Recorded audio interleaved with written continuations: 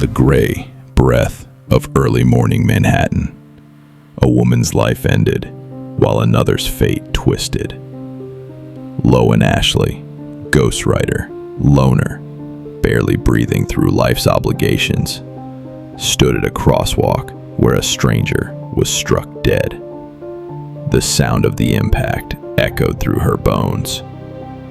Blood pooled like ink beneath the woman's head, and Lowen, shaken, didn't know that this random death would be the first thread pulled in unraveling something far darker. She was there to attend a meeting her agent's doing for a job she didn't want, couldn't afford to refuse. Inside a high-rise boardroom, Lowen was offered a life-changing proposition: to finish a best-selling author's series, Verity Crawford's series, because Verity could no longer write. The room felt colder than its temperature. Jeremy Crawford, Verity's husband, sat across from her, grief etched into a face that should have been too handsome to know sorrow. He wasn't just looking at her, he was weighing something, and Lowen, still dazed from the accident, felt the weight of the job press on her chest. Finish another woman's mind, enter her world, live among her shadows. That was the ask, and Lowen said yes. The Crawford home wasn't a house. It was a secret in the woods, an estate wrapped in silence, surrounded by trees that whispered when no one listened. The air was heavier here, as if tragedy still lingered in the walls.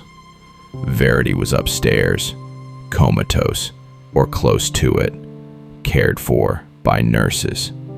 The woman whose mind Lowen was supposed to mimic, whose words she'd finish. She was given Verity's old office to stay in, and there, behind walls of dust and drafts, she would find something no one meant her to see. Lowen wasn't looking for secrets. She just needed inspiration, something to guide her through Verity's labyrinthine series. But inside a cabinet, tucked beneath boxes of research notes, was a manuscript, not one meant for publication, not one anyone should have seen. It was Verity's autobiography, unfiltered, horrifying. Each line breathed cruelty. Each paragraph exposed something vile. Verity hadn't just written fiction, she had lived it, reveling in manipulation, hatred, obsession. Lowen read the pages in silence, heart racing, stomach churning.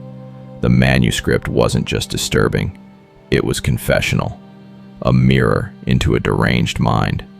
Verity's words painted horrors, jealousy of her own children, the night she tried to terminate them, her twisted obsession with Jeremy. She chronicled grief as performance, motherhood as burden, and love as a battlefield she'd gladly bloody. Through Verity's voice, we saw a woman unraveling, or perhaps revealing who she truly was all along. Lowen couldn't stop reading. With each entry, the Verity upstairs became more terrifying. And Jeremy, he became a question, victim, or partner. The house grew colder. Verity, silent in her upstairs room, seemed to shift. Lowen felt watched. Doors creaked without wind. Eyes followed her through hallways. In the night, she saw Verity standing, just for a second, where she shouldn't be. Was it imagination, or truth peeking through the cracks? Lowen's dreams twisted into nightmares.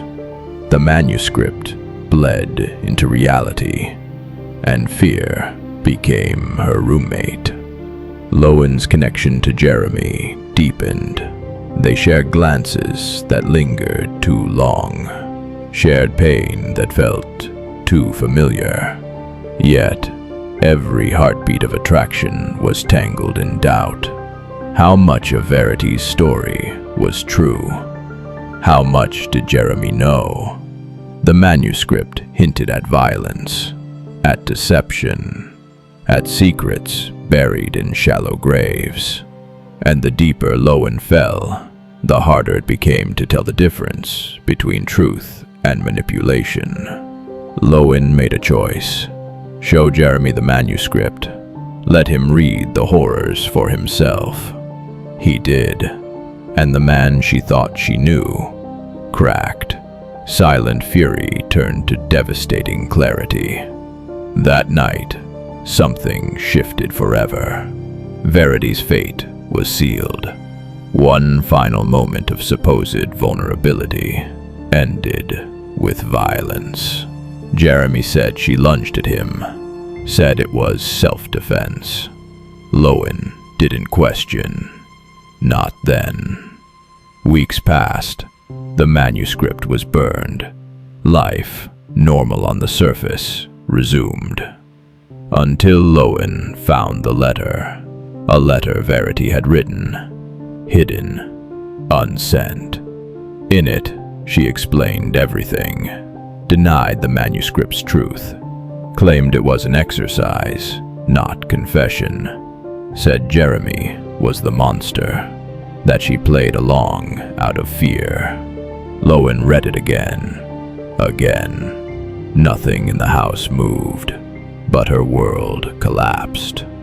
In stories, we crave resolution. In life, we settle for survival. Lowen stayed with Jeremy, with the unanswered questions, with the knowledge that truth may never come clean. She would raise their child, carry their secrets, because some stories, the worst ones, don't end. They echo.